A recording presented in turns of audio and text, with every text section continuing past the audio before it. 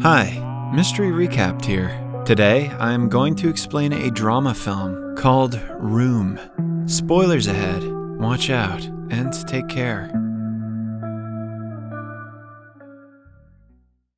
24-year-old Joy lives in a tiny room with her son Jack.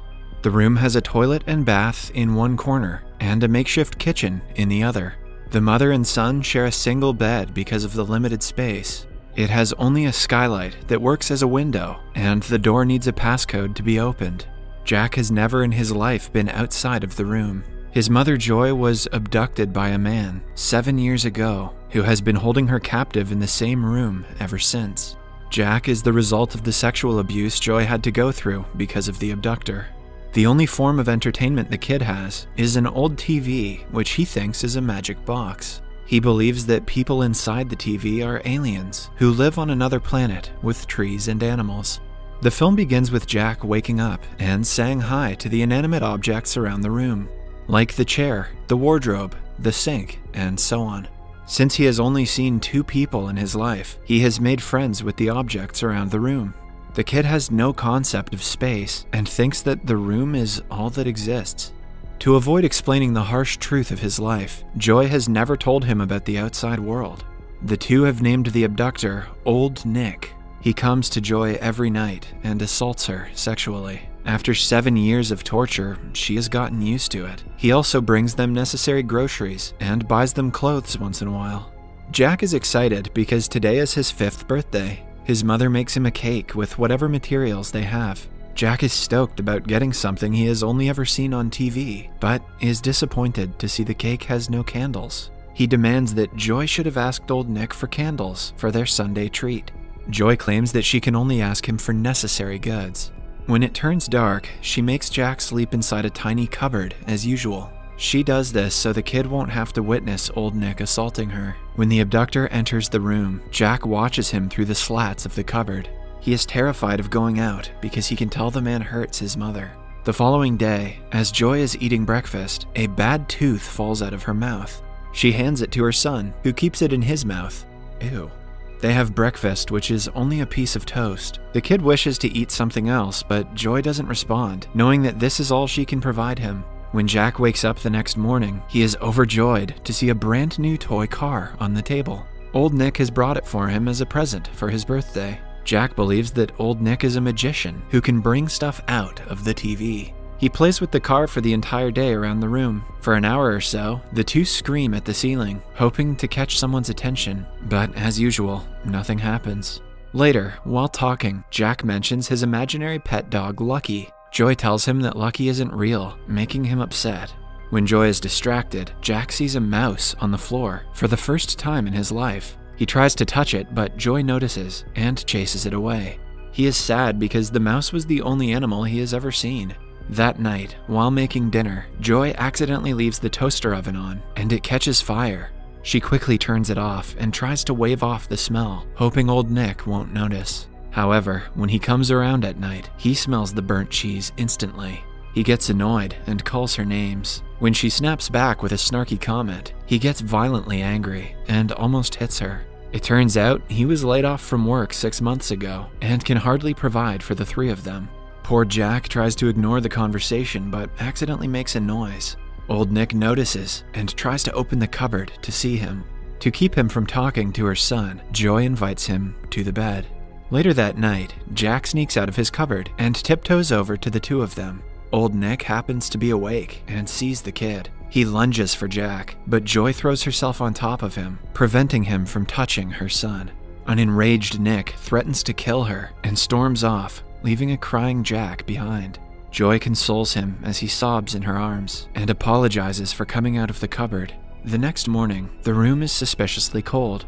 Joy notices that their heater is turned off, which means Old Nick must have cut off the power supply to the shed. Joy knows that they cannot survive in the cold for long. Moreover, with the shortage of money, she is afraid Nick will starve them to death. So, she sits Jack down and explains to him that they are being held in a shed by a bad person. She tells him that she was only 17 when Old Nick asked her to help him with his sick dog. He fooled her and kidnapped her in the shed. Before that, she used to live with Jack's grandparents in a house that had a hammock. The kid refuses to believe her and declares that trees, houses, and hammocks only exist on TV. Although Jack is stubborn, Joy keeps on telling him things about the outside world. She even shows him a dried leaf that has fallen on the skylight, but the kid insists the leaves are green, so she must be lying. The next day, while watching TV, he asks her if trees and people are real. Joy calmly explains to him how the real world works, finally making him believe her.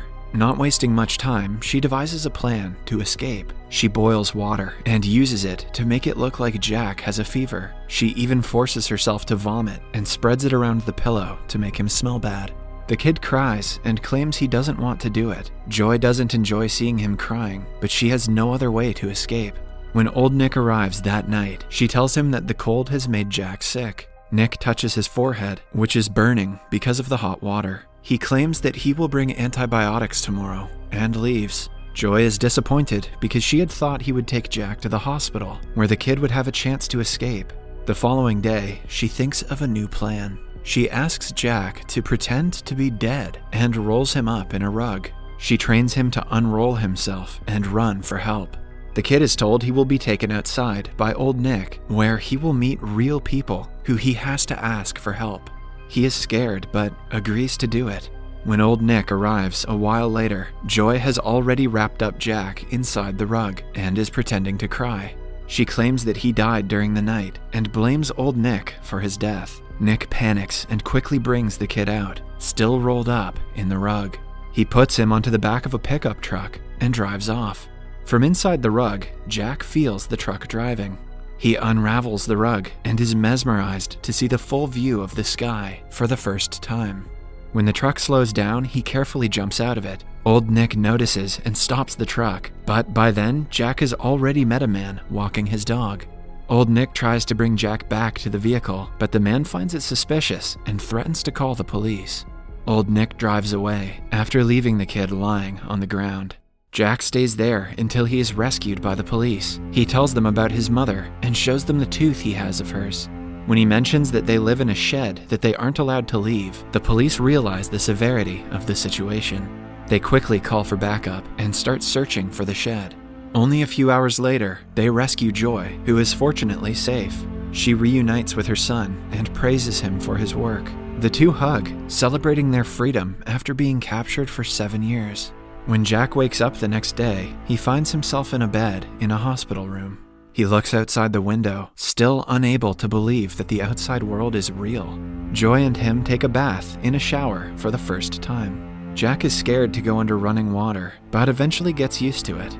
The doctors perform several tests on them and declare them healthy. They are recommended to wear a lot of sunscreen since they were hardly exposed to sunlight in captivity.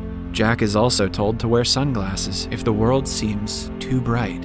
The kid is nervous to talk to the doctor, so he quietly whispers to Joy if he wants to say something. Joy's parents, Nancy and Robert, finally arrive at the hospital and embrace their long-lost daughter in a tight hug. They had accepted she was never going to return after suddenly disappearing one day. Joy is told that her parents have divorced and her mother is now dating a man named Leo. Following that, Joy and Jack are taken home, where a crowd of people and reporters have gathered to witness the return. Jack needs help to walk down the stairs because he is not used to it. He meets Leo, who is delighted to see both of them. After they are settled, Nancy comments that they should cut Jack's hair, but the kid quietly whispers that his strength is in his hair. At dinner, the family enjoys a nutritious meal that is foreign to Jack. He eats ice cream for the first time and experiences a brain freeze. Oof, maybe life was better in the room. Joy notices that her father hasn't talked to Jack at all. She realizes that he is not comfortable with Jack being his grandchild because he was the product of her being sexually assaulted. Enraged that he is not willing to accept her son, she gets into an argument with him and storms off to her room with Jack.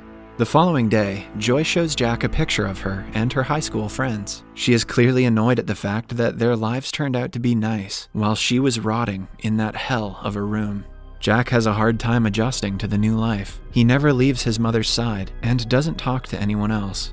Leo makes the kid comfortable and talks to him like a father, which helps him a lot. Joy falls deep into depression after failing to be happy even after getting out of captivity. She forces Jack to play, even when he refuses to, and gets into a huge argument with her mother. Some days later, their family's lawyer informs them that they will need money for the upcoming trial, and the easiest way to get some is to do a primetime interview. A journalist shows up at the house to interview Joy. She asks her intrusive questions about self-harm and her relationship with the captor, making her feel worse than she already did. At one point in the interview, Joy is asked why she didn't beg the abductor to leave Jack in an orphanage, implying that she was selfish. The interviewer has upset her so much that she sinks into depression. The next morning, Jack walks to the bathroom and is horrified to see his mother laying on the ground. But she is soon saved by the paramedics. While Joy is admitted to the hospital, Jack is left alone with Nancy and Leo. With time, he begins opening up to them and gets used to being around people. Leo brings his dog home, which excites Jack, who still remembers his imaginary dog, Lucky. One day, Jack tells Nancy he wants to cut his hair and send it to Joy because she needs his strength more than he does. Nancy happily does as he says and gives the boy a neat haircut. At the end of it, the kid tells her that he loves her. Nancy is overwhelmed and hardly manages to whisper back, "I love you too." That day, a neighbor's kid calls Jack out to play. He makes a friend for the first time in his life and plays with him in the backyard. At the same time, Joy returns home and smiles watching him play. When the mother and the son meet, she claims that his hair helped her get well quickly. As time passes, Jack experiences several things with his mother. They go to different restaurants, parks, and places that they didn't get to visit for all those years. They also hang a hammock at the house that Jack has always wanted to play in. As the two are swinging in it, Jack asks to visit the room. Joy is shocked by the request, but she agrees to take him for a visit. When Jack returns to the place, he comments that it has shrunk since they were last here because he remembers it being bigger. Before leaving, he wishes the objects in the room a goodbye, like he used to wish them while in captivity. Subscribe for more videos like this, turn on notifications, and leave a like to help the channel out.